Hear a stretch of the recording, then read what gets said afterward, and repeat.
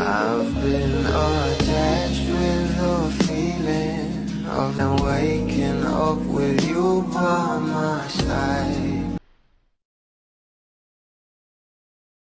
Sobrang excited na nga talaga ang maraming Bablis sa magiging performance ng ating Donnie at Bal Mariano dahil pasabog malala nga ito para sa ating mga bula. Ayun nga guys, sa post ni Darwin P. Chang ay talagang ready na nga itong ating Bal at Donnie na talagang pinag-uusapan na nga rin dahil galing pang Cebu itong ating Donnie para sa isang event. At narito naman guys ang isang video na pinost sa social media.